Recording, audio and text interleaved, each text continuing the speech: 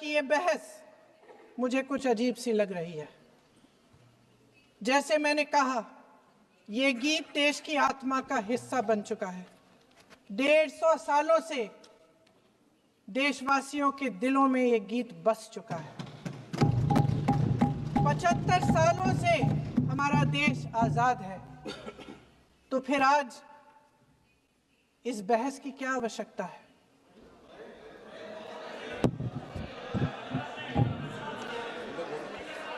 हमारा यहाँ मकसद क्या है?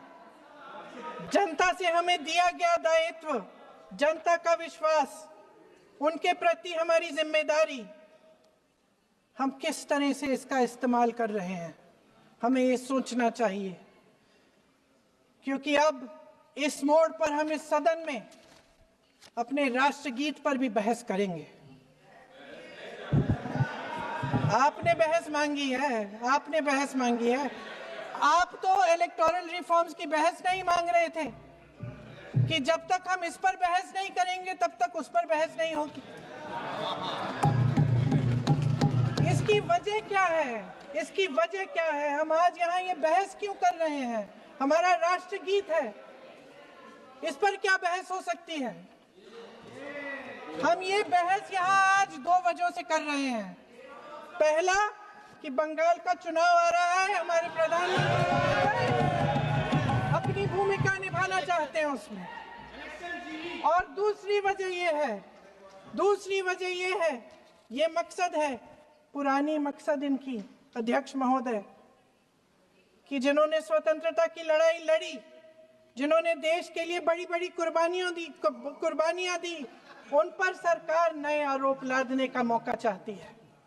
देश का ध्यान फिर से जनता के ज्वलंत मुद्दों से भटकाना चाहती है। यही एक मकसद है आपका। आपका मकसद है कि हम फिर से उसी अतीत में मंडराते रहें, उसी की तरफ हम देखते रहें जो हो चुका है, जो बीत चुका है। क्योंकि ये सरकार वर्तमान और भविष्य की ओर देखना ही नहीं चाहती। के माध्यम से सलाह दे रहे हैं, हम छोड़ना नहीं। सर, मैं आपके माध्यम से एक सलाह दे देती हूँ। हमारे प्रधानमंत्री महोदय 12 सालों से इस सदन में है, मैं मात्र 12 महीनों से हूँ। फिर भी छोटी सी सलाह है। उन्होंने अभी हाल ही में चुनाव था, कुछ महीनों पहले उन्होंने एक सूची निकाली थी कि विपक्षी दलों ने और विपक्ष के नेताओं ने कितने अपमान किए हैं इनके, और उसमें शायद 90-99 ऐसे उन्होंने अपमानों की सूची बनाई थी।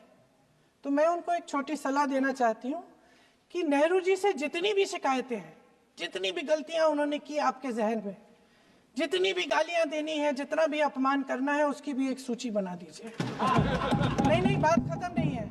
999 अपमान, 9999 अपमान, सूची बना दीजिए। और फिर हम एक समय निर्धारित करते हैं। जैसे हमने 10 घंटे आज वंदे मातरम पर हमने बहस किया है ना, उस तरह से हम अध्यक्ष महोदय जी से पूछेंगे, एक समय निर्धारित करेंगे, 10 घंटे, 20 घंटे, 40 घंटे, जितने घंटों में आपकी ये शिकायत पूरी हो जाए, माननीय सदस्य आप शांत हो जाए और हम बहस कर लेंगे।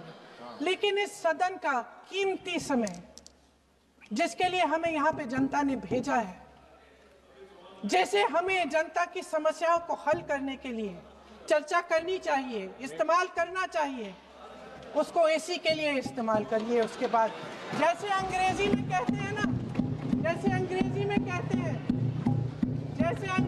कहते हैं कि once and for all let's close the chapter,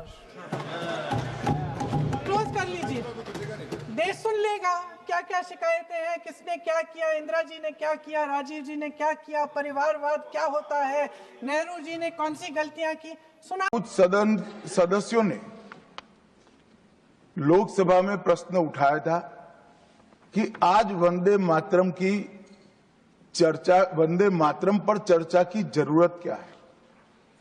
महोदय, वंदे मातरम पर चर्चा की जरूरत, वंदे मातरम के प्रति समर्पण की जरूरत वंदे मातरम बना तब भी थी, आजादी के आंदोलन के वक्त भी थी, आज भी है। और जब 2047 में महान भारत की रचना होगी तब भी रहे, क्योंकि अमर कृति मां भारती के प्रति, भारत माता के प्रति समर्पण, भक्ति और कर्तव्य के भाव जागृत करने वाली कृति है। इसलिए जिनको आज वंदे मातरम की चर्चा क्यों हो रही है वो समझ में नहीं आ रहा है। मुझे लगता है कि उन्होंने नए सिरे से अपनी समझ पर ही सोचने की जरूरत है। कुछ लोगों को इसमें दिखता है कि बंगाल में चुनाव आने वाला है, इसलिए वंदे मातरम की चर्चा हो रही है। वो वंदे मातरम के महिमा मंडन को बंगाल के चुनाव के साथ जोड़कर कम करना चाहते हैं। ये सही है कि वंदे मातरम की रचनाकार बंकिम बाबू बंगाल में पैदा हुए, बंगाल में गीत की रचना हुई और आनंद मठ जिसमें बाद में वंदे मातरम समाहित हुआ, उसकी पृष्ठभूमि भी की बंगाल थी। मगर जब वंदे मातरम का प्रकटीकरण हुआ, वंदे मातरम बंगाल तक सीमित नहीं रहा था, देश तक भी सीमित नहीं रहा था।